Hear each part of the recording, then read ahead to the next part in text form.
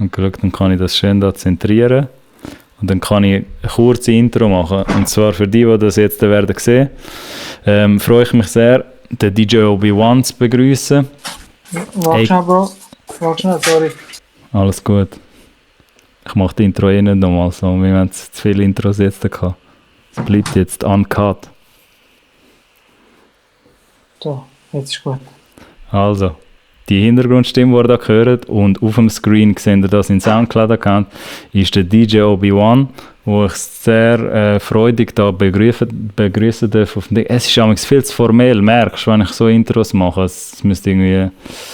Es muss fließen, genau. Aber ich freue mich sehr, dass wir schnell ein bisschen Zeit gefunden haben. Wir haben gedacht, wir machen einen kleinen Stream, weil ich auch nicht so viel mal glaube, ich werde auch nicht so viel mal Gelegenheit amigs haben, zukünftig DJs, fast echte DJs, also der DJ Obi-Wan, so wie ich das immer von außen angeschaut habe, ist halt ein wahrhaftiger DJ für mich so. Oh, jetzt aber.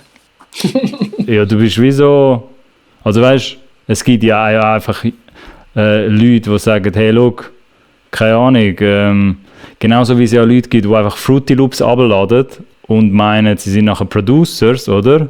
Was ist das Äquivalent zu dem bei DJs, dass jemand einfach Serato ablädt oder irgendetwas und findet? Ja, oder einen Controller bei Mediamarkt für 150 Franken kauft. Okay. Und also für den Controller würdest du dann für so Übergänge und so irgendwie verwenden? Oder? Ja, es geht halt mehr so darum, einfach die Zugänglichkeit, wie du jetzt mit Fruity Loops vielleicht beschrieben hast, Okay. irgendwie erklären, dass man halt sich mega schnell etwas anschaffen kann, können sagen, so, ja, ich bin DJ oder...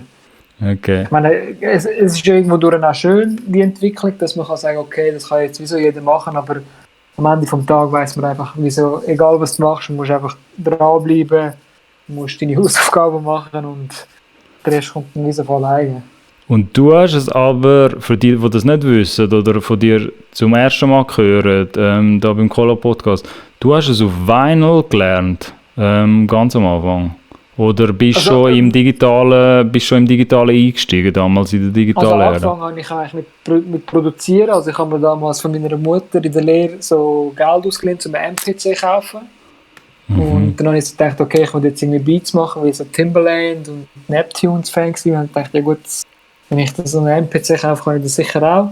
Was ich dann aber relativ schnell herausgemerkt habe, dass es eigentlich nicht so easy ist. Und ich bin aber zu dieser Zeit aber auch viel mit einem... Sagt man, ein guter Arbeitskollege, der DJ Zai damals, bin ich halt viel mitgegangen, weil er hat halt viel aufgelegt mit Lion Kings Crew, aber auch selber viel unterwegs war. Und dann habe ich halt viel zuschauen und lernen. Und dann habe ich gefunden, hey, weißt du, ich wollte das eigentlich auch schon lang machen, so also seit der Jugend, wo ein Kollege aufgelegt hat. Und eins nach dem anderen gekauft, Plattenspieler. Aber ich habe dann wirklich zuerst mit Vinyl probiert, aber dann irgendwie relativ schnell gemerkt, ja nein, eben der DJ Zeit, der macht es irgendwie auch mit dem Serato. Dort hat Serato schon alles gegeben, sozusagen, oder? Dort hat es schon gegeben, aber das war wirklich so in den Anfangsschuhen, also so Babyschuhe, die erste Box, die damals rausgekommen ist mit der ersten Software. Ah, krass. Und damals hat es, glaube ich, nur 2 oder glaube ich nur 3 Anbieter gegeben, also das Digitale gegeben. Aber eben am Anfang ist halt, sag jetzt mal, hat es viele Crashes gegeben oder hast du irgendwie einen richtigen Kompi müssen haben und so. Ja, und dann habe ich eigentlich mal Serato gekauft und dann nachher so angefangen aufzulegen. Ja. Ah, dann bist du eher, weil ich habe gemeint, es kann eher umgekehrt passieren, also nicht pauschal, aber dass man vielleicht teilweise zuerst auflegt und nachher zum Producen vielleicht kommt. Aber bei dir ist es umgekehrt gewesen, dass ja, du nachher auch... mir hat es recht geholfen, weil ich habe dann auch ziemlich schnell gecheckt, eben das mit dem Aufbau von der Musik, wie ist ein Song aufgebaut, in einem Verse, in einem Hook, mit Bridge oder mit Breaks und so. Und dort habe ich dann eigentlich relativ schnell gemerkt, wenn ich einmal den Übergang machen sollte, damit es einfach gut tönt. So. Ah, okay, ja natürlich, weil du Song-Arrangement halt schon intus gehabt hast von der Produktionszeit. Genau. Also es ist mega gut, aber ich habe es dann halt, ich meine, das Erste, was halt zu dieser Zeit gelernt hast, war halt eben so 16er, Hook, 16er. Und dann habe ich dann eigentlich eben beim Zuschauen eigentlich so gelernt, so shit, okay, die meisten machen wirklich den Übergang beim Hook. Okay, ja. weil wenn du halt während einem Verse irgendwie einen neuen Song reinbringst, das klingt irgendwie auch komisch. Man kann es schon machen, aber es muss ja dann schlussendlich dann auch nicht stimmen. So. Hast du dann das Gefühl, weil dort gibt es jetzt, ich meine, das ist jetzt spontan, fällt mir das ein, weil du sagst, wegen dem Übergang, dort gibt es halt auch eine riesige Qualität dahinter, weil bevor wir angefangen haben zu recorden, hast du ja auch gesagt, hast dich ein bisschen gegen etwas aufgeregt, wegen schlechten Übergang oder nein, weil wir über irgendeinen Livestream geredet haben, es geht jetzt nicht um welchen Livestream das war, aber dass du wärst jetzt mit deinen Ohren, so wie du es gelernt hast, dir fallen natürlich schlechte oder gute Übergänge auf, oder sozusagen, wenn du jetzt irgendwo wärst und du würdest es hören bei jemand anderem. Also weißt, ich glaube, also klar fallen mir die auf, aber das hat auch damit zu tun, dass ich halt wirklich mega genau anhöre. Also weißt, da gibt es halt auch so verschiedene Faktoren. Das eine ist zum Beispiel jetzt nur der Key, also die Tonart von den Songs. Ob der eine die gleiche Tonart wie der andere hat. Oder du kannst Wordplay machen, also sprich, wenn zum Beispiel jemand A sagt, das letztes beim ersten Song und der nächste, der kommt, auch mit dem A anfängt, dass es dann denkst, Alter, krass, der hat sich etwas überlegt. Oder auch zum Beispiel, ob ein Song voll ist oder nicht voll ist. Und ich glaube, das Wichtigste ist halt einfach das Tempo. Also wenn jetzt das Tempo nicht richtig ist, dann ist es einfach wack. Dann ist es einfach wack, oder? Dann connectet es irgendwie nicht richtig. Oder irgendwie, also ja, dann der Beat matcht einfach nicht. Und das ist einfach schade. So. Wie viel bei einem DJ Obi-Wan jetzt bei dir, also bei dir als Character, wie du dich aufgebaut hast, wie viel Luft nach oben ist denn noch in deinen DJ-Skills, wenn jemand wie du, der das schon länger gemacht hat, also wie viele Jahre sind das jetzt schon, wo dich würdest noch als DJ schimpfen, sage ich jetzt einmal, einfach, dass man den Kontext ein bisschen versteht, wie viele Jahre... Also mein erstes Booking hatte ich so im 2007. Ich behaupte jetzt mal so im 2009 sind wirklich so ein paar Sachen dazugekommen, die ich halt wirklich regelmäßig auch auflegen kann. Aber ich sage jetzt mal so als kompletter DJ, wo ich mich so selber kann bezeichnen kann, wo ich wirklich auch selber dahinter stehen kann, sage ich so 2015 oder 2016, weil man macht halt hure lang irgendwie einfach Zeug und wenn man dann erst andere Leute sieht auflegen, wie krass das die sind. Und bei mir ist das meistens der Fall, dann sage ich immer so, fuck, ich bin so scheiße, ich muss noch so viel trainieren. Und bei mir gibt es noch hure Luft auf. Also, okay, spannend. Ich finde es ja hure herzig, wie du so, das ist eben so, was kannst du nicht, also ich glaube, jeder kann sich, egal was er macht, mega entwickeln. Ich meine, am Ende vom Tag ist einfach Training halt, ja. Trainierst du dann? Also weil ich weiss ja, und für Leute, die nachher ein bisschen auf deine Profile gehen, schauen, du produzierst halt jetzt noch Breakbeats, machst halt viel auf der Produktionsseite, aber wenn es um Training geht, deine DJ-Skills zu schärfen, machst du das amigs noch regelmäßig oder kommst du genug dazu?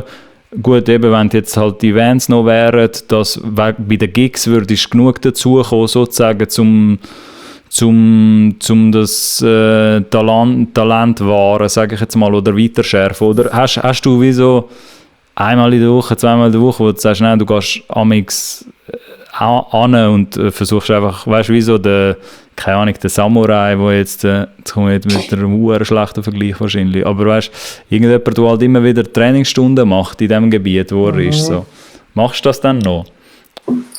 Hey, ich muss ganz ehrlich sein, also ich bin schon recht faul geworden, also das hat auch damit zu tun, wenn du dann halt mega viel unterwegs bist, dass du dann irgendwie so denkst, ja gut, wieso soll ich jetzt noch trainieren, wenn ich ja schon unterwegs kann in dem Sinn, meine Skills in dem Sinn wirklich vor Ort bei den Leuten kann in dem Sinn, sage jetzt mal, testen und einfach mal schauen, hey, wie kommt das überhaupt an. Aber für mich ist zum Beispiel, was im Training, in die Trainingseinheit hineinkommt, sicher mal einfach mal Songs diggen, also weißt du, so Songs, wirklich neue Songs finden und die Songs dann auch vorbereiten. Also wenn ich einen Song zum Beispiel jetzt ablade oder mehrere Songs, dann ziehe ich die bei mir rein und setze zuerst mal Cue-Points, also was passiert im Song. Ich schreibe zum Teil Cue-Points an, um einfach, wenn ich den Song zum ersten Mal spiele, dass ich dann einfach wie so weiss, hey, dann will ich zum Beispiel den Übergang machen oder dann kommt zum Beispiel ein Bridge, der keine Drums hat, dass ich wieder den nächsten Song kann bringen, der Drums hat, um einfach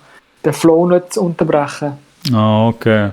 Und die Cue-Points und alles, was dort so in die Metadaten reingeht, das ist etwas, wo du halt kontinuierlich musst. Natürlich bei neuen Songs musst du das immer wieder an. Also es ist wie so deine eigene Bibliothek, wo du dort mit Metadaten die ganze Zeit füllst und Cube, also das fühlt sich dann immer mehr, oder so, die Cue-Points oder die Parameter. Okay. Also, und zum Teil, also ich hatte zum Beispiel während dem Lockdown habe ich halt sehr viel Zeit gehabt, weil ich halt jetzt nichts mehr gespielt habe und habe dann halt angefangen, meine Bibliothek aufzuräumen, weißt du, wirklich Songs löschen, die ich irgendwie gar nicht mehr brauche oder so. Und das hat mir dann nachher auch nochmal sehr viel Zeit gekostet, dass ich bin dort immer noch dran, irgendwie noch 2000 Songs, über 2000 Songs, die ich noch muss in den Ordner reinpacken und so, also in welche Genres und so. Ah, okay. Vom bestehenden Katalog, wo du wie so als Auswahl kannst haben. So. Okay. Kann man dann sagen, wie viel brauchst du im Repertoire, sagen wir jetzt als DJ, wenn du jetzt an einem, klar, wir müssen uns jetzt ein bisschen vorstellen, weil leider im Moment keine Events laufen oder DJ-Gigs ein bisschen schwierig auch sind jetzt, aber wenn du jetzt eine gute Clubnacht, oder, müsstest du füllen. Was gibt es dort, kann man sagen, einen Richtwert, wie viel brauchst du in deinem Stash, wie viel Munition brauchst du, dass du wie so genug Variation könntest haben, dass du wie so auf alle Moods, also nicht auf alle Moods im Sinne von alle Genres, aber dass du wie so, weißt, sind das 300 Songs, sind das 500 Songs, oder stelle ich mir das jetzt viel, ist das einfach ein Pool von, weißt, irgendwann, wenn du nur 50 mitbringst, sage ich jetzt mal laienhaft, sind das ja zu wenig, so offensichtlich, wenn jetzt irgendeine geringe Anzahl an Songs, oder? Mit wie viel, ich meine, du hast dann einen Pool von 2'000-3'000 Songs so, wie kann man sich das vorstellen? So? Hey, es ist auf jeden Fall mega unterschiedlich. Also es fängt da zuerst sicher mal, was für ein Genre, also weißt du, so, ich sage jetzt mal, also Leute, die elektronische Musik spielen, die haben sicher mal weniger Songs, die sie an einem Abend spielen, als ein, sage jetzt mal, ein DJ, der in einem Exil oder irgendwie oder in einem Plaza oder in einem Maskott spielt, weil die wechseln die Songs ja halt eher mal schneller, also sprich, die lassen die Songs nicht so lange laufen, wie zum Beispiel in einem elektronischen Club, wie zum Beispiel, keine Ahnung, Hive oder so, die lassen halt wirklich Songs wirklich zum Teil lang laufen und bei uns ist dann halt eher mal üblich, dass wir einen Song von 30 Sekunden bis zu 2 Minuten laufen lassen, also das ist jetzt mega unterschiedlich, aber ich glaube, es kommt auch ein bisschen darauf an, deinem Style, wie du auflässt. Es gibt DJs, die ich kenne, zum Beispiel, die Sets vorbereiten, die wirklich wissen, hey, diese Songs spiele ich ab. Also, dass ich wirklich so... Und dann gibt es halt solche wie ich, die dann halt zum Teil wirklich einfach drauf losschiessen und einfach mal schauen, hey, was kommt da raus. Also, und das könnte man sich jetzt, weil ich schaue das jetzt komplett als Laie an und vielleicht ein paar, die dazu schauen, klar haben, vielleicht einen Bezug, weißt, mit Hip-Hop oder Popkultur generell, aber ich finde das dann teilweise schon noch spannend, weil es noch ein bisschen ein Mysterium ist, weil ich meine, klar, ich sehe halt Junge, die jetzt im Moment zum Beispiel, keine Ahnung, junge Buben, die wollen halt vor allem irgendwie Rapper werden, dann gibt es irgendwie teilweise auch weibliche Stimmen, aber ich sehe immer noch ein bisschen zu wenig, aber in der Welt bist du tiefer drin, oder, dass Leute so einen Bezug aufbauen wollen zum DJing, the art of DJing, und darum frage ich mich so ein bisschen auf fünfjährigen Niveau, so von meiner Seite, weil das, also bei dir, wie du das jetzt gesagt hast, ist so, die meisten Nächte, wenn man einen DJ bei One Show gesehen hat, ist es eher go with the flow und du hast nicht so viel setmäßig vorbereitet gehabt, so. Also bei mir ist es meistens eher nach Ordner, also meistens habe ich halt irgendwie Ordner, wo ich weiss, hey, look, das habe ich jetzt irgendwie die letzten 3 Wochen runtergeladen und ich wollte die ausprobieren. Dann habe ich aber auch so Ordner, wo ich weiss, hey, dort habe ich nur 90er und 2000er R&B, dann habe ich einen Ordner, wo ich nur Trap drin habe. Und dann je nach Vibe bewege ich mich dann halt dort drinnen und spiele dann einfach so genau das, wo ich gerade in dem Sinn gerade das Gefühl habe, hey, das funktioniert verdammt gut. Ich habe jetzt zum Beispiel jetzt da einen Ordner, wo ich letztes Jahr im Riders gespielt habe, einen ganzen Abend mit dem DJ Style Wars zusammen. Jetzt mich da gerade wundern, was ich da damals alles gespielt habe. Ah, du siehst es. Du kannst natürlich, du kannst es zurückverfolgen, okay. Genau. Und jetzt mal schauen, an dem einen Abend, also wir sind das zweite gewesen, und ich habe da über 220 Songs gespielt. In einer Zeitspanne von wie viele Stunden kann ich mir jetzt vorstellen? Von 10:30 bis 5 Uhr am Morgen. Ach krass, okay, ja gut, macht aber Sinn. Es sind halt nur Minisongs, dann kommen aber noch die Songs vom anderen auch. Okay, 220 Songs, okay, oder sagen wir ja, über 200 Songs auf jeden Fall, locker. Okay, spannend. Krass, weil du müsstest meinen, ja eben, weil bin mir es eher auch so gewöhnt gewesen, dass halt, ja, wenn du jetzt bei Hip-Hop-Partys eher, ja, irgendwann nach dem Refrain ist dann meistens gerade, also gefühlt jede 30 Sekunden ein neuer Song, aber das weißt du, überspitzt jetzt, oder? Aber klar, wenn du natürlich mehr vom Song spielst, je nachdem, wenn du jetzt weiter willst gehen, bist du dann eher jemand, der auf dem Song bleiben amix? Oder merkst du einfach am Vibe vom Raum, an der Einstellung vom Raum, wenn du musst weitergehen oder sollst weitergehen? So, ist das eher, lässt da der Raum amix entscheiden?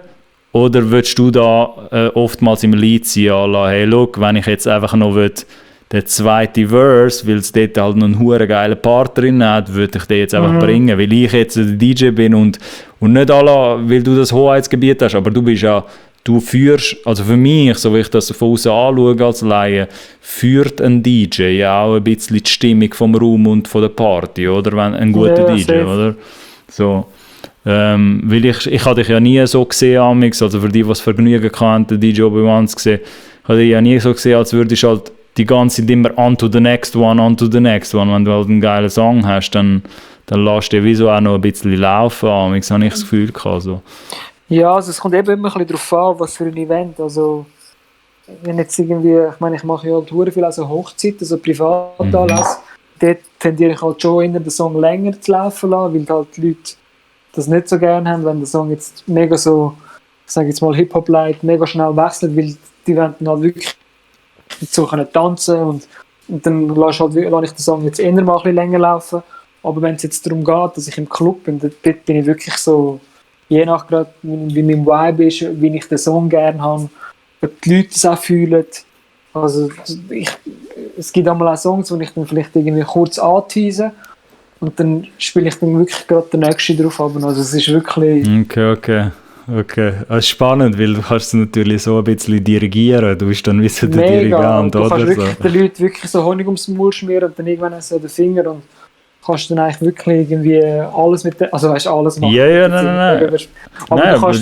Aber du bist dann halt wirklich so bist halt auf dieser Bühne und siehst über die ganze Fläche und denkst dann so, okay, jetzt kann ich auch mal einen kleinen Dancehall oder einen UK Garage Song bringen und mal schauen, was passiert, oder? Weil du ja eben, genau, weil wie du sagst, du könntest halt die Mut vom Raum grundlegend ändern mit eben Song X oder Song Y oder so. Das ist halt, das macht es irgendwie, darum habe ich jetzt vorgemeint, die Dirigentenrolle irgendwie. Ich meine, im Idealfall hast du dann oftmals das Gefühl, ich meine, wir sind jetzt all over the place, aber ich habe wirklich so viele Fragen, merke jetzt natürlich, wenn es ums DJ-Tum geht, hast du dann an vielen Abenden, sagen wir jetzt in den letzten paar Jahren, oder, wo du das jetzt viel intensiver gemacht hast, oder?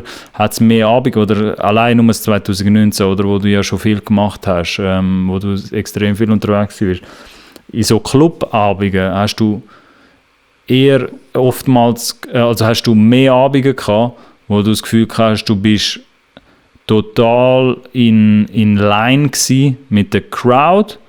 Oder ist es vielleicht jetzt über die Jahre, hast du das Gefühl, ist es schwieriger geworden, so Connections zu finden mit der Crowd? So? Also wie schwierig muss ich mir das vorstellen? So, weißt du, was ich meine? Mit so, klar, den Raum kontrollieren das eine, aber das wie so die Crowd mitmacht, am Ende des Tages, das Publikum mitmacht. Wie schwierig ist das? Wie empfindest du das hinter den Turntables oder in der Booth? Wie schwierig ist das für jemanden wie dich? So? Also wie viel Konzentration muss ich mir da vorstellen pro Abend? So?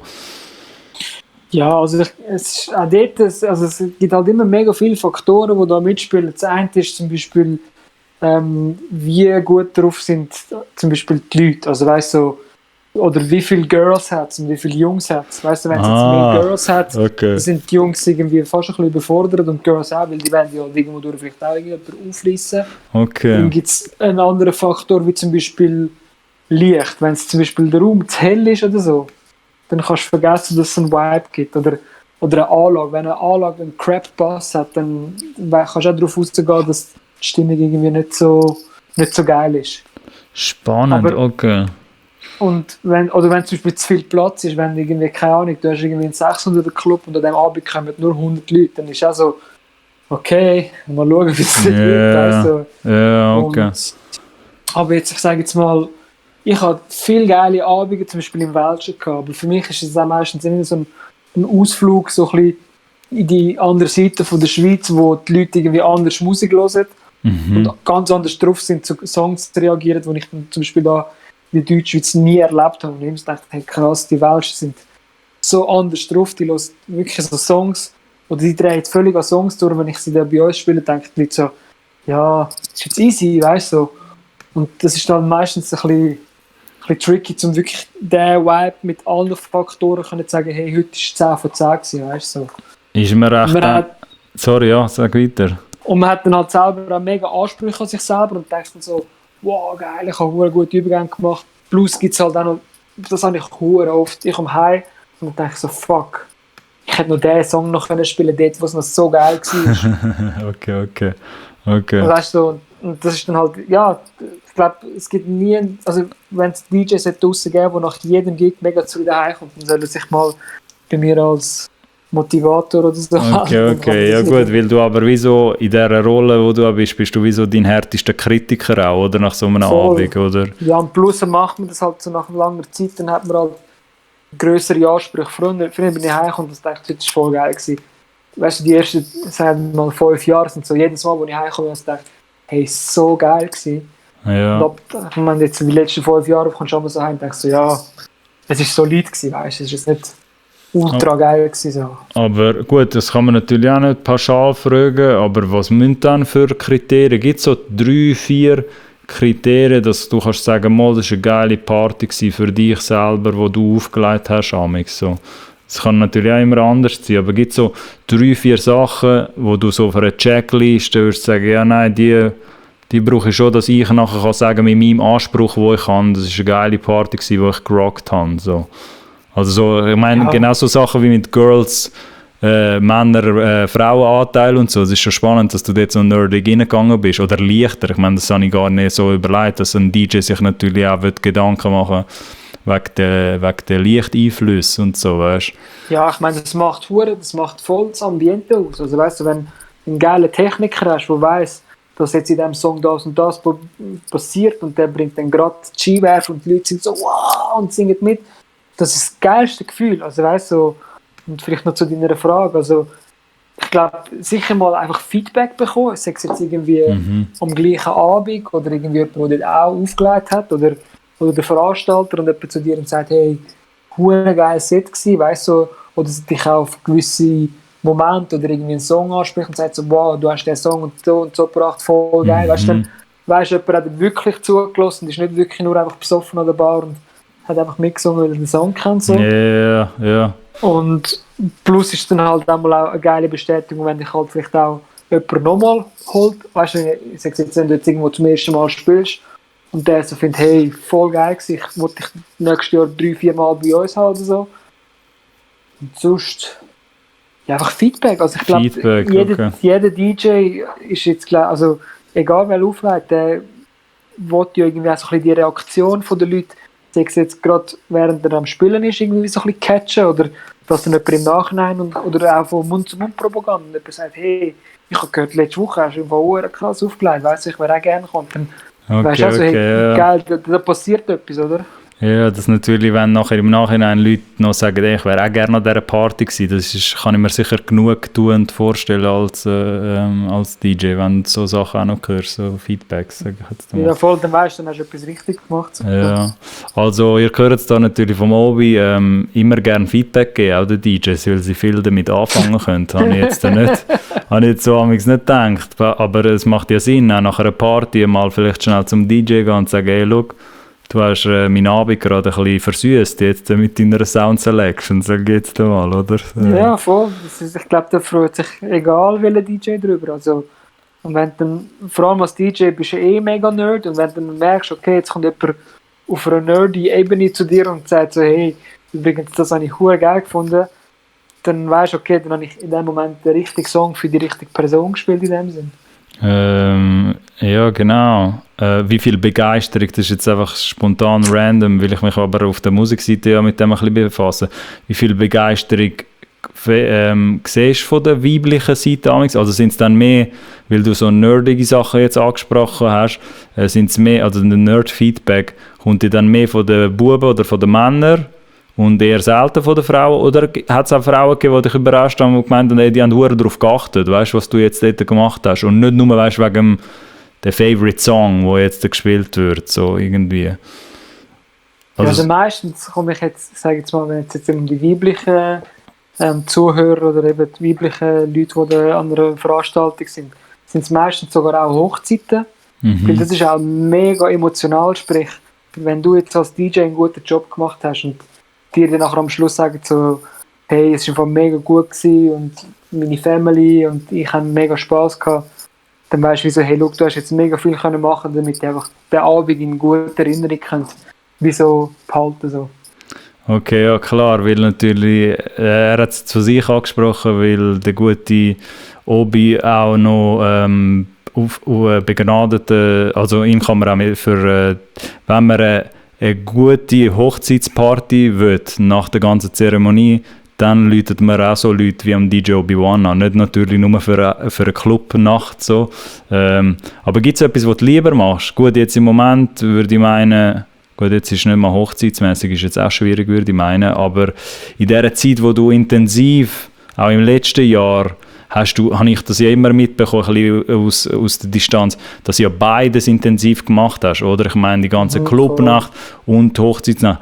So, und B-Boy-Battles. B-Boy-Battles, sorry, zu dem kommen wir dann auch noch, weil wir es ja jetzt da gesehen haben auf der Soundcloud-Seite, weil das ist fast schon eine eigene Stunde dann wert.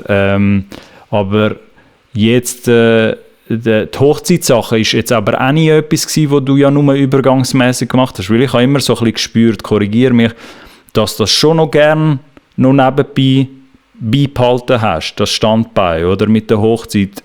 Hast du das irgendwie beibehalten? Also weißt du, nicht nur, vielleicht nur wegen Cash wegen, sondern auch, weil es ein bisschen Alternativen gibt, allenfalls, so, weißt du, ja, zu der Club. Also ich glaube, man kann es halt schon gut mit meiner, vielleicht wenn ich Musik höre, gut widerspiegeln. Ich mache halt sehr viel gerne verschiedene Sachen. Also nicht nur jetzt Clubs oder nur Hochzeiten oder nur B-Boy-Battles, sondern ich finde halt wirklich die Abwechslung halt sehr spannend, weil du triffst immer wieder neue Leute, du kannst andere Musik spielen, du spielst halt immer wieder das Gleiche, weil wenn du jetzt als Club-DJ unterwegs bist, dann verfängt man sich immer wieder die gleichen Songs, weil man dann weiss, okay, das funktioniert. Und wenn ich dann halt mal irgendwie eine Hochzeitssaison hatte und dann im Winter dann wieder Clubs kann spielen, bin ich dann wieder hure froh, dass ich jetzt endlich die Songs kann spielen kann, die ich nicht an der Hochzeit kann spielen, weil da gibt es dann halt auch, ich sage jetzt mal, wie so ein Paket von Songs, wo du einfach weißt, hey, look, das funktioniert einfach an Hochzeiten, weil du hast einfach die Typen von Leuten dort und bei Clubs auch dort verändert sich. Es kommt darauf an, was für einen Club du spielst. Also, ich finde das immer spannend. Ich habe zum Beispiel letztes Jahr zum ersten Mal wirklich so ein House-Elektro-Set mal gemacht. Und das war für mich am Anfang so ein bisschen, ja fuck. Kurz vor dem Anfang habe ich dann schon ein bisschen gebibbert, aber schlussendlich ist es dann nachher hure geil gekommen, weil ich meine, am Schluss dann schon noch 2, 3 Biggie-Songs und so gespielt, wo die Leute dann so abgegangen sind. Aber ich finde einfach die Abwechslung einfach geil, weil sonst verfängt man sich schnell mal in so einer Maschinerie-Modus, wo du dann denkst, hey, fuck, jetzt spiele ich nur noch diese Songs und das wird mir einfach ein bisschen langweilig. Okay. Also sehr viel Variation wurde da gesehen, jetzt eben für die es zum ersten Mal hören. Viele, die, ich sage mal, in der Clubkultur unterwegs sind, so, wo dich jetzt nicht zufällig an einer Hochzeit gesehen hat und so gefunden haben, ey, du bist da auch noch der Hochzeits-DJ. Die in der Clubkultur schon drin waren, haben dich natürlich rein auch aus der Zürich-Szene, also wird er natürlich nicht würdig, weil du auch in anderen Kantonen sicher auch oft aufgelegt hast, aber so aus der Zürich-Szene würde ich meinen, korrigiere mich, kennt man dich am ehesten, oder, wenn es um die Clubkultur geht. So. Ja, voll. Oder? Also lustig, dass du noch ansprichst. Die meisten Leute, wenn sie mich so ein bisschen recognizen, dann sagen sie immer so, hey, du bist echt von Bounce Cypher, oder? Du hast doch den Zen und so und Don Fuego und Didi und nachher denke ich so, okay, krass, der kennt mich jetzt wirklich, weil er mich auf dem Bild dort irgendwie gesehen hat.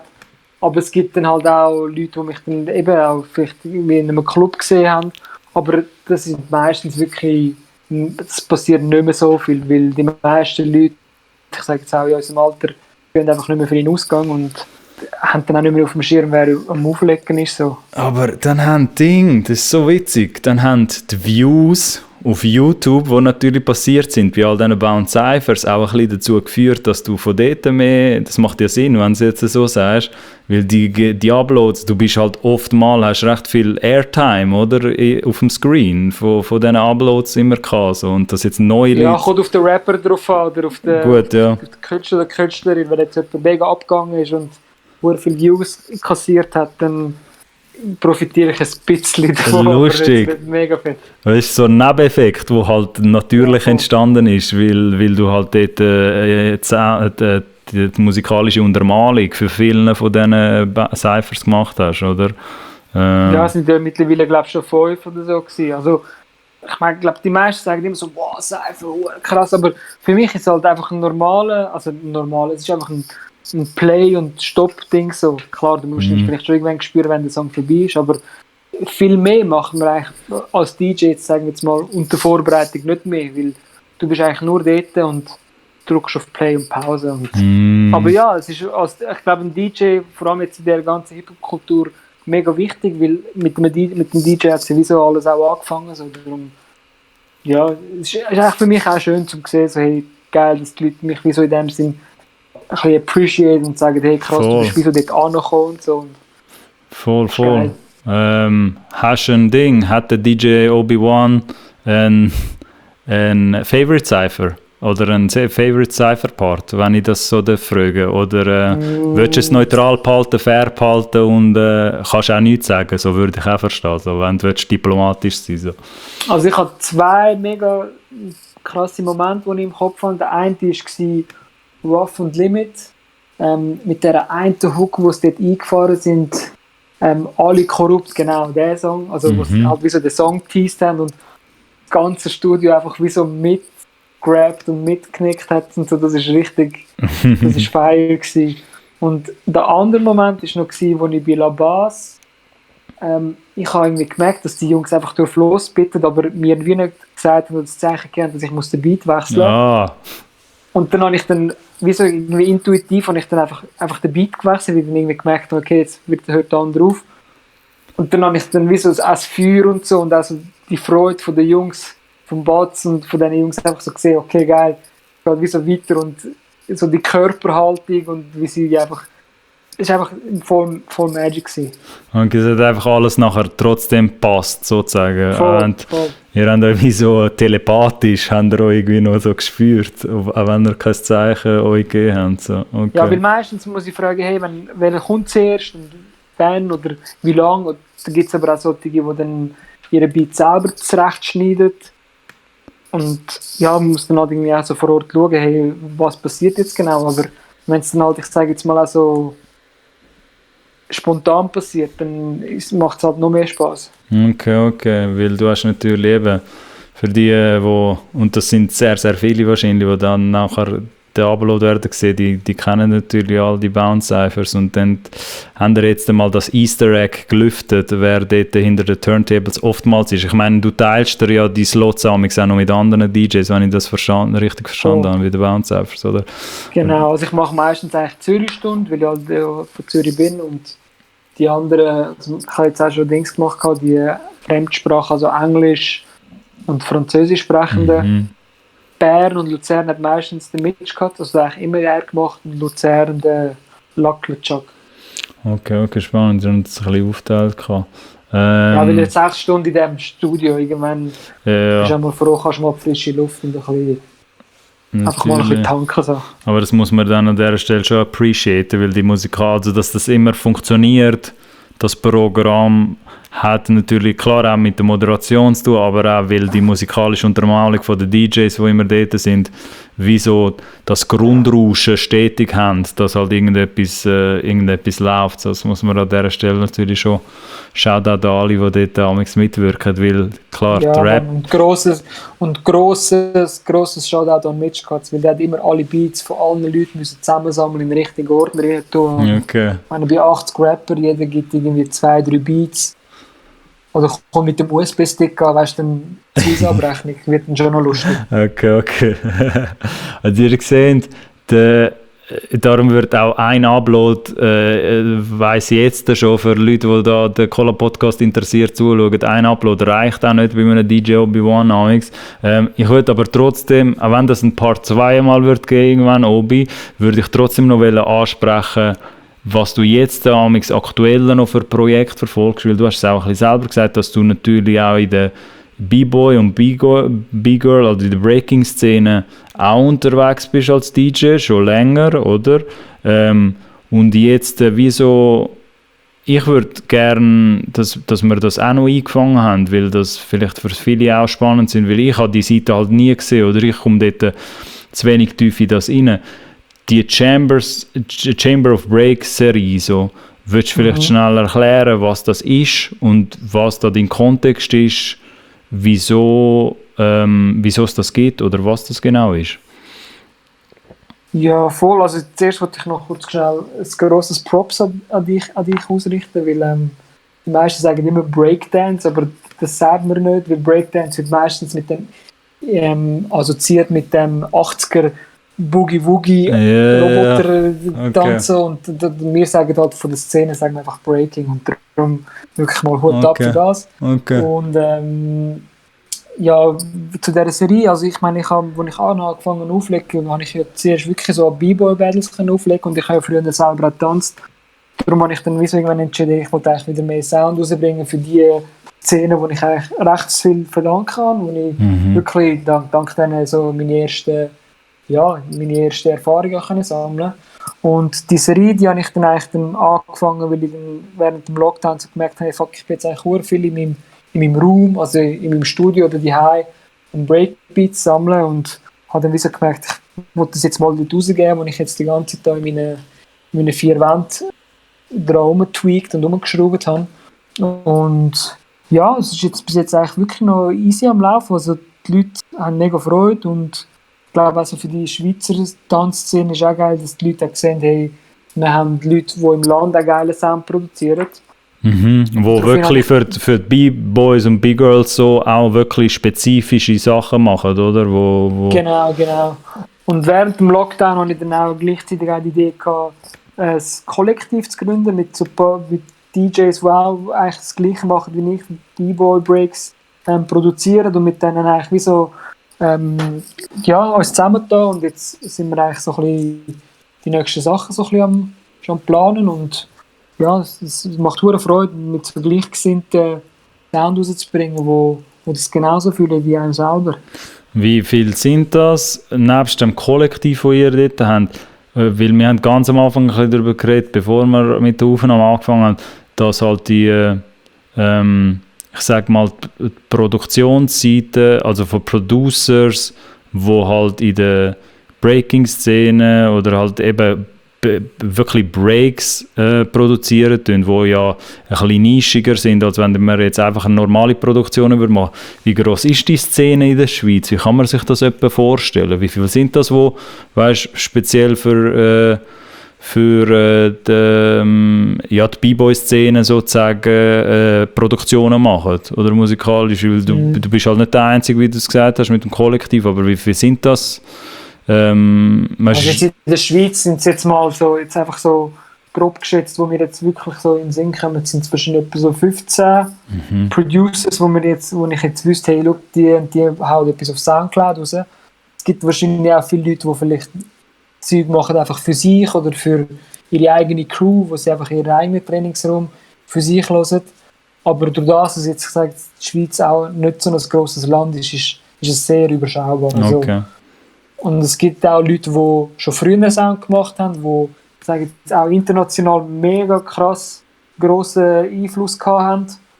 Und die sind auch damals nicht so viel gewesen, aber zum Beispiel ein DJ Defcod aus Basel, der sehr viel Battle of the Year Soundtracks geprägt haben, ein DJ Voodoo. Also dann ihre Songs oder Breaks sind jetzt wirklich schon, wenn du bei den OGs fragst, Defcod oder Voodoo, die sind eigentlich Kings, also die sind wirklich so. Das ist so das Maß, das ist der Richtwert, den man erreichen will, so sage ich jetzt einmal, wenn man oder einer von den Richtwerten, den man könnte als Anspruch haben. So. Jetzt du als Marketing, du redest jetzt schon von Zahlen und von Richtwert. Bei uns ist es halt mehr Gut, so ein Feeling-Ding. Also, wir sehen die halt wirklich so als Helden, die das wirklich so damals mega cool fanden, das gross zu machen. Und schon nur, wenn ich irgendwo auflege und ein Voodoo kommt und sagt, hey, hure geil, weißt du, das langt schon nur zum Zurück auf das Feedback-Ding, oder? Und okay. Wenn du halt so einen hast, der wirklich das jahrelang so gross gemacht hat, das ist halt etwas vom Schönsten.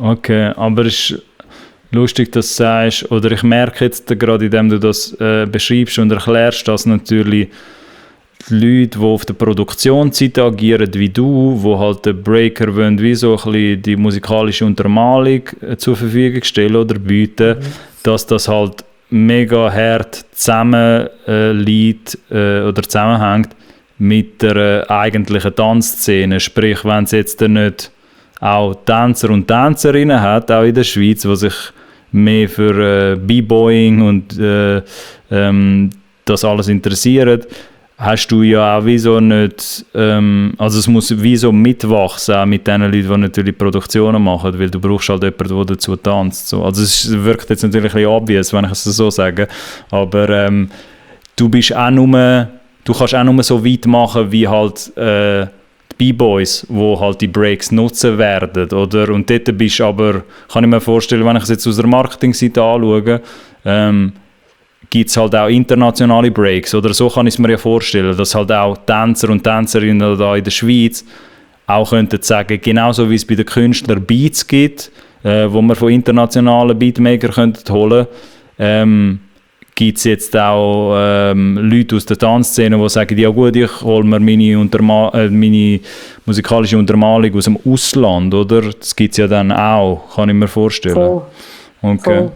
Voll. Und was würde jetzt, gut, es ist jetzt, dass jetzt jemand auf eine Chamber of Breaks würde zugreifen. Was ist dort, natürlich die Attraktivität auch dahinter, dass das ist jemand aus der Schweiz, der das halt für andere macht, die in der Schweizer Szene sind. Oder was hast du das Gefühl, was zieht die Leute? Das würde mich jetzt noch wundern, was zieht dann die Leute in der Breaker-Szene zu einem lokalen Release wie jetzt das Chamber of Breaks, anstatt dass man sich für ein internationales, für internationale Breaks würde entscheiden. Was zieht jetzt jemand dort an? So, dass er sich also ich glaube, das ist mehr so vielleicht ein Szenegedanke, so okay. Aber ich glaube, es ist wirklich mehr so, dass jemand also denkt, hey, es ist jemand aus der Schweiz, der prägt unsere Szene da, der macht etwas für die Leute da, sei es jetzt nebst dem Auflegen auch Events organisieren, Leute an die Events holen, dass wir dann halt wie so ein bisschen ein Gehen und ein Nehmen. Aber da gibt es auch Leute, die anders denken, da gibt es aber auch Leute, die ein solches Mindset haben, also da gibt es wieder ganz unterschiedliche Einstellungen. Okay, verstanden.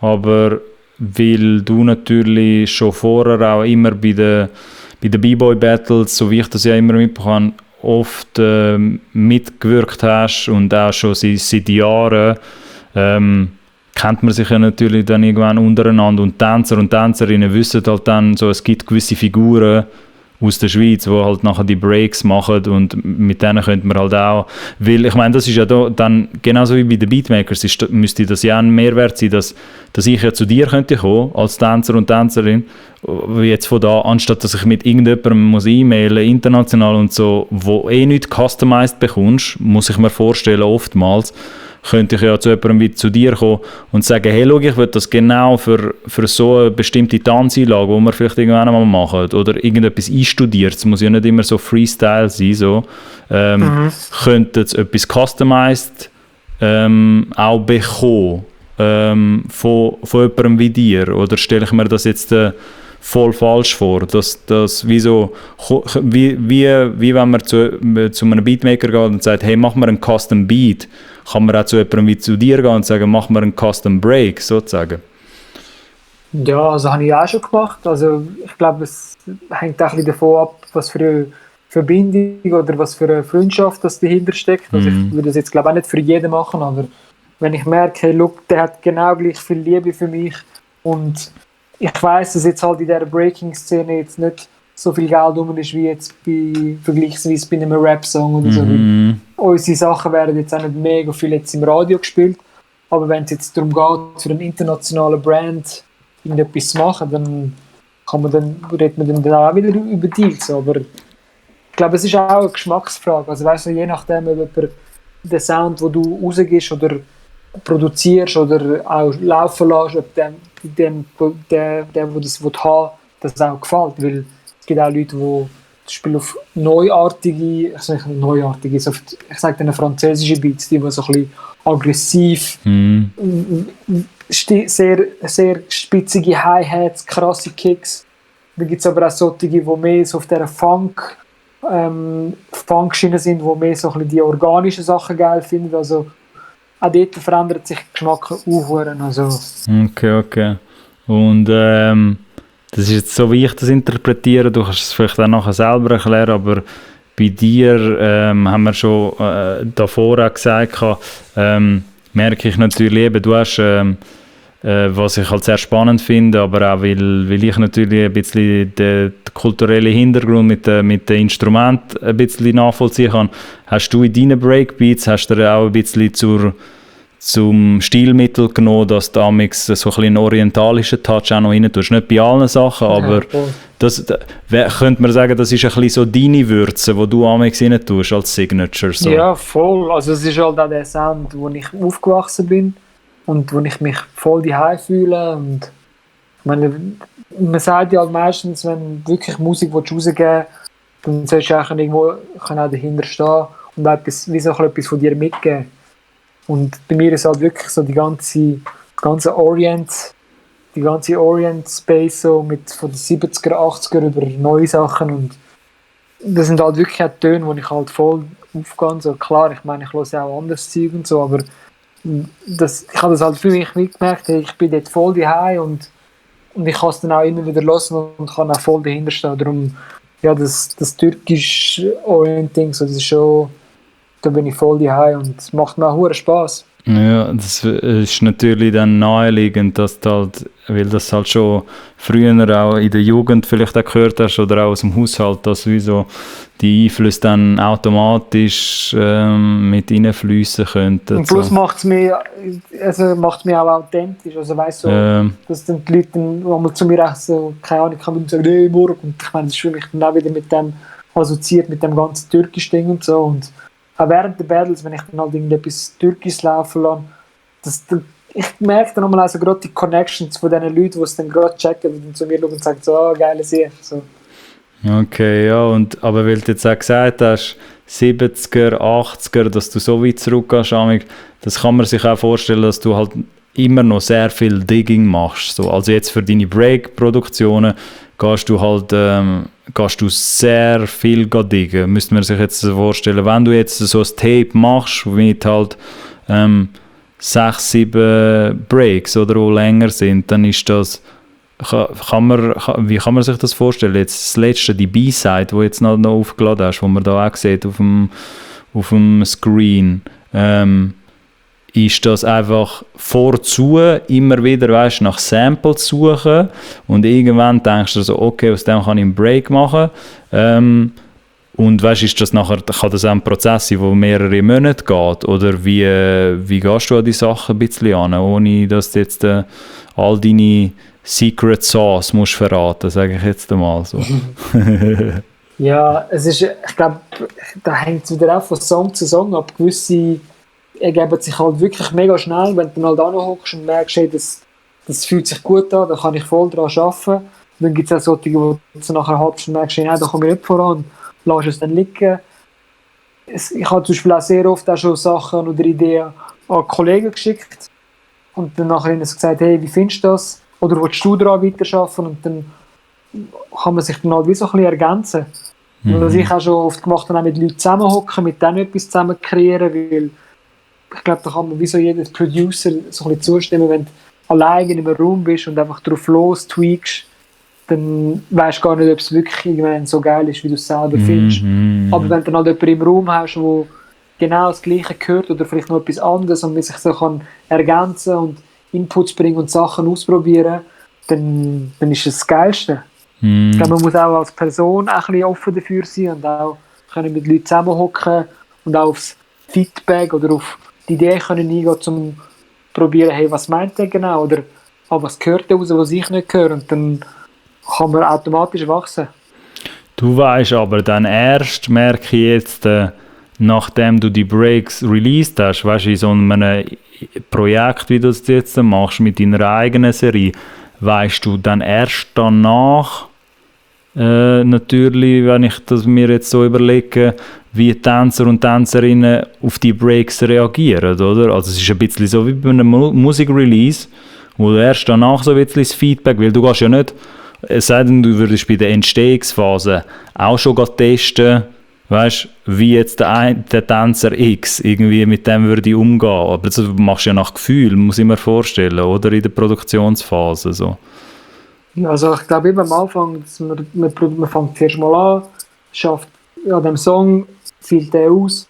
Und bei uns ist halt, also wir haben halt das Glück, dass wir halt wirklich Songs können spielen, ohne dass wir sie rausbringen. Sprich, es ist ein Event, ich spiele einen Song, den ich noch nie gespielt habe, um einfach mal zu schauen, hey, wie finden die Leute den Song? Also weißt du, wie ist die Reaktion? Und wenn du merkst, hey, es passiert gerade ein hoher Hype und plus ist die Energy dank dem Song gerade hure geil, dann kannst du halt schon so sagen, okay, geil, der kommt gut an, der kommt weniger gut an, okay, ich habe da gemerkt, da fehlt ein Bass. Oder irgendwie, so kannst du dann halt auch wirklich irgendwie das irgendwie so gut testen. Das ist auch geil. Okay. Dann kommst du natürlich gerade sofort Feedback über anhand von der Reaktionen, oder, wie sie reagieren. Wie wählerisch sind dann B-Boys und B-Girls, würdest du jetzt meinen? Also klar gibt es jetzt sicher auch Unterschiede, aber wie picky sind die, wenn sie finden, nein, der Break ist jetzt nicht, weißt, kann man sich das vorstellen wie bei einem Musikkonsument, der halt auch seine Geschmäcker hat, oder ist Kritik sehr, also weißt, ist der Anspruch sehr hoch, dass man halt wirklich, die Breaks müssen halt sitzen, weißt, die müssen super tight sein, so, weil das hat ja, ich meine, der Rhythmus ist ja dann alles, oder, bei den Tänzern, dass die Breaks halt müssen, weißt, kommst du dann oftmals noch so das Gefühl über, hey, die Breaks sind noch nicht gut genug, so, irgendwie, oder? Ja, also ich glaube, da kann man auch wieder von Geschmäckern reden, also da gibt es auch, wenn ich jetzt mal das so pauschal kann sagen, klar, es gibt sicher Ausnahmen, aber ich sage jetzt mal, die Jungen, die sind eher noch offen, weil die kennen halt noch nicht alles. Sprich, die sind halt mehr so auch mega easy damit, wenn du jetzt etwas spielst, das gar niemand kennt. Und die Älteren sind meistens so, die wollen wirklich auf die Sachen tanzen, die sie schon mehr als 100 Mal gelost haben, weil sie halt wie so das mit dem wie so gelernt haben und sich dort daheim fühlen. Aber auch dort gibt es wieder, ich sage jetzt mal, OGs, die vielleicht auch gerne mal andere Sachen hören oder an andere Sachen würden drauf tanzen. Und wie du auch gesagt hast, ich meine, bei diesen Breaks ist eigentlich das Wichtigste ist eigentlich wirklich die Drums. Also es lebt halt wirklich von dieser Rhythmik, von diesen Bongos, von diesen Hi-Hats und von von dem ganzen Break, wo wirklich minimalistisch gehalten ist, aber trotzdem so der Groove gibt zum Tanzen. So. Ja, also ich stelle mir das eben von außen, ohne dass ich das jemals angelangt habe oder gewagt habe anzulangen, stelle ich mir das halt schwierig vor, dass eben, es ist nicht nur eine Musik, es ist nicht nur ein Konsument, der halt das hören muss und so finden, weißt du, im Background so, ey, ich finde das noch nice, oder, vom Vibe, sondern du musst dazu können tanzen, wie du das jetzt vorher gerade so gesagt hast, und das ist wie so nachher, wenn du den Rhythmus nicht spürst, oder, als Tänzer oder Tänzerin, dann ist wie so, dann wird es schwierig, oder, dass dort kannst dein Zeug machen, so. Aber jetzt, wenn wir natürlich so darüber reden und ich die Möglichkeit habe, dir so Fragen zu stellen, weißt, und du kannst das so nerdmäßig natürlich auch beantworten, machen gewisse von diesen Sachen jetzt auch Sinn, dass ich so merke, eben, ist mega davon abhängig, deine Breaks, wie fest die nachher in Verbindung, oder weißt, die Symbiose, irgendwie der Zusammenhalt zwischen deinen Breaks nachher und halt im Flow vom Tänzer, oder, wo damit leben muss, so. Das ist noch spannend. Ja, es ist auch immer wieder schön, wenn du wirklich Leute siehst auf deine Sachen tanzen, weil ich meine, die ganzen B-Boys und B-Girls, die sind halt wirklich Leute, die wirklich auf den Song hören, sich Sachen versuchen zu hören, wo sie dann bei ihrem Tanz, bei ihrem Ausdruck dann wie so können, in dem Sinne nochmal wie so zum Ausdruck bringen. Sprich, wenn du irgendwie am Schluss von deinem Break irgendwie noch so in einem Drumfill hast oder irgendwie Bongos und sie haben genau gehört, hey, es ist irgendwie so ein Triole-Bongo und sie haben einen Move, der dazu passt. Das ist das Geilste. Das kann halt nachher mega etwas machen, oder? Also mit dem Timing so, wenn das halt... Voll. Wenn du das nachher wiederum richtig setzen tust, auch im richtigen Part sozusagen. Voll. Krass, dass das natürlich jetzt hure Percussion-heavy ist. Also alles, was, wie du gesagt hast, mit den Drums, ist nachher so essentiell, dass so... Aber das hat, finde ich, fürs Producing hat das einen schönen Nebeneffekt für dich vielleicht, dass dein Drum-Game natürlich dadurch automatisch besser wird, oder? Weil, ich meine, das ist ja die höchste Form, dass wenn du Breaks musst machen, dann hast du irgendwann, das Drum-Programming wird halt immer besser und besser dadurch auch, so ein bisschen als netter Nebeneffekt, sage ich mal. Ich habe irgendwann einfach gemerkt, hey, wenn ich wirklich geile Breaks, dann muss ich irgendwie auch etwas Organisches reinbringen. Sei es jetzt auch nur irgendwie ein Shaker, den ich über das Mikrofon aufgenommen habe, oder irgendwie Hi-Hats, die ein Kollege im Studio einspielt, dass es dann einfach so nicht zu elektronisch klingt. Ich meine, auch ein geiler elektronischer Beat kann auch geil sein, aber dann muss der halt dann halt, ja, einfach auch schön. Ich bin halt verdammt selbstkritisch, weißt du? Okay. Ich finde, darum ist auch mal eine Geschmacksfrage, gell? Jeder hat ein bisschen einen anderen Geschmack.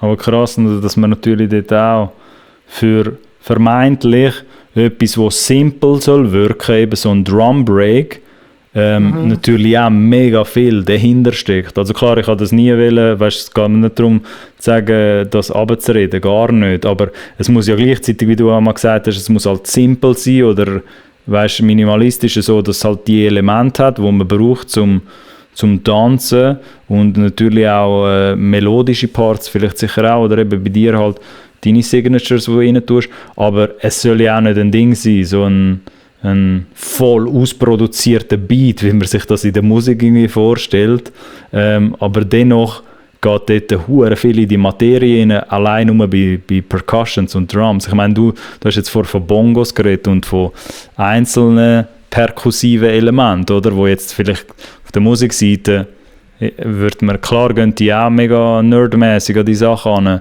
aber dass jetzt bei 2 Minuten 10 genau der Bongo-Hit noch soll kommen oder die Drumroll, weißt du, das macht es schon spannend zu sehen, dass das in deiner Welt mit dem Produzieren von Breaks auch so kann sein, weißt, oder auch so tief hineingeht. So. Das ist noch spannend. Und Samples als letztes, einfach weil ich ja teilweise da viel einmal über Sample-Kultur rede oder auch Beatmaker zu Besuch haben, wo der Collab-Podcast da ein bisschen mit ihrem Inhalt blässet. Dort, klar, bist du auch noch auf der Seite, du dickst ja viel selber an Samples, oder? Wenn jetzt noch melodische Elemente rein tun, aber gibt es auch so Momente, wo du eben mit dem Kollektiv, dass er auch Samples austäuscht und so, das gibt es auch, oder? Dass jemand Samples selber Kompositionen macht dazu und die werden dann umgeschickt und vielleicht macht dann jemand Drums dazu oder den Break, aber das Sample kommt von jemand anderem, also ein melodischer Part, wenn es das jetzt auch bräuchte, oder? Das gibt es dann auch. Das ist immer ganz unterschiedlich. Also es gibt Leute, wo wir jetzt zum Beispiel auch mit dem Kollektiv letztens von einem Drummer eine Studio-Session gehabt und dann für uns Drumloops eingespielt hat, die wir dann für unsere Produktionen werden brauchen. Aber wir haben auch schon Songs untereinander austauscht, und ich dann gesagt habe, hey, ich habe irgendwie ein geiles Sample oder irgendwie einen geilen Chord oder so eingespielt. Und dann kann man es, also finde ich, das kann man mega so davon profitieren. Okay.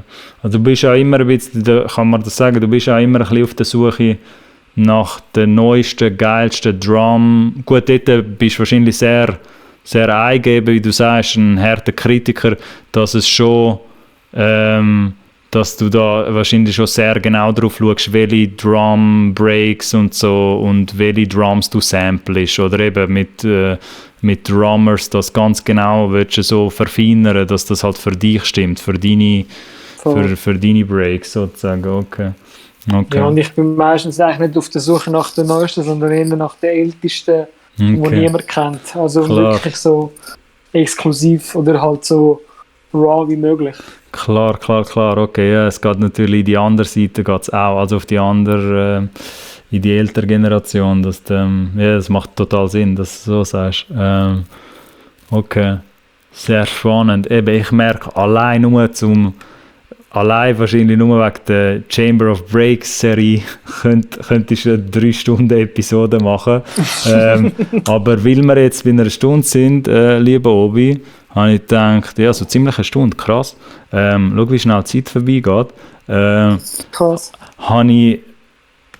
Ich finde es einfach geil generell, dass ich mal die Möglichkeit, ehrlich gesagt, habe, dass du mal da reingeslidet bist, schnell in Discord, und dass wir jetzt schon mal eine Episode machen können. DJ Obi-Wan da als Outro, merci vielmals für deine Zeit. Für die ihn noch nicht kennen, gehen ihn abchecken. Ein sehr vollständiger DJ für mich, eben, hat auch in dieser Folge sehr übergreifend erklärt, dass er in sehr vielen verschiedenen Gebieten und Feldern im DJing unterwegs ist und auch im Produzieren. Darum geht das abchecken, was er macht. Und hoffentlich auch sieht man dich irgendwann einmal bei Events wieder, sage ich mal, wenn das Ganze sich ein bisschen normalisiert hat, lieber Obi.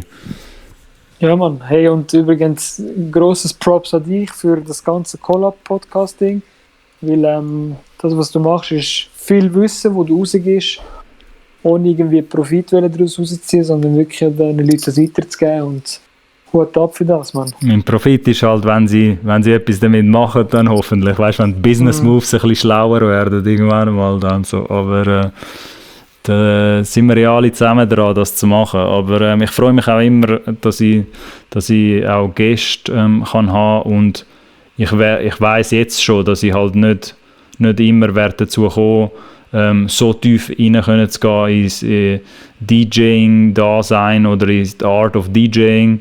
Und darum bin ich da schon froh, dass ich da auch den Input oder den Inhalt ein bisschen von dir bekommen habe, wo wir da können, streuen. Oder wenn Leute Freude haben, wer weiß, vielleicht fühlen sich da hoffentlich ein paar Leute auch inspiriert, sage ich jetzt einmal, von dieser Episode. Aber ich glaube, das wird irgendwann auch noch eine Playlist, die ich könnte machen, eine DJ-Playlist, wo dann du immer sehr, sehr gerne wieder willkommen bist da, DJ Obi-Wan. Danke dir mal. Danke vielmals. Danke dir vielmals. Gute Zeit, Mann. Und ich würde sagen, liebe Leute, wir sehen uns dann beim nächsten Mal. Danke beim Zuschauen. Danke an DJ Obi-Wan und Peace out.